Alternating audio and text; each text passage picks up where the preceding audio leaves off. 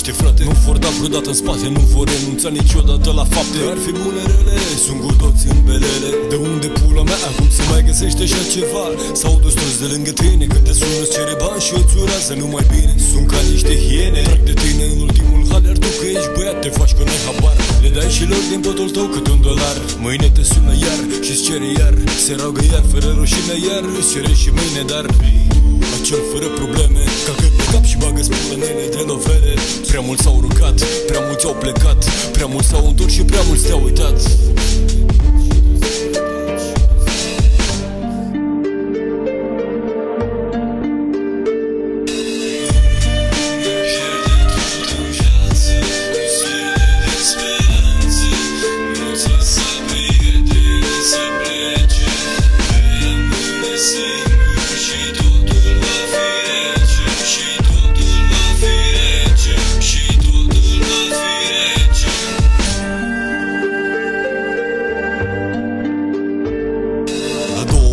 La fel s-a întâmplat, a venit, s-a dat la tine, s-a crezut băiat. Viața asta e ca în filme și se întâmplă tot că nu crezi că e adevărat. Fetele sunt fete și băieții sunt pești. Declarat științific, nu poți să ai 3 neveste. Ai nevastă și amant, atunci amândouă te înșeală. Cum le înșel după amândouă și pentru copii acasă ești pe vară. Prietenii sunt singurii ce te mai înțeleg. La o bere dau noroc cu tine, după care merg. Te salută din mers, un setul să audă povești fără sens. Că tu ai chef de sex, dar ești nebun, mă frate, sună nevasta și fă un progres. E o ciocolată, e o floare, cheltui banii de mâncare. Ofere dragoste, dar dragostea e mare. Și asta a fost cu subtitrare pentru toți cei care n-au înțeles nimic din filmul vieții tale.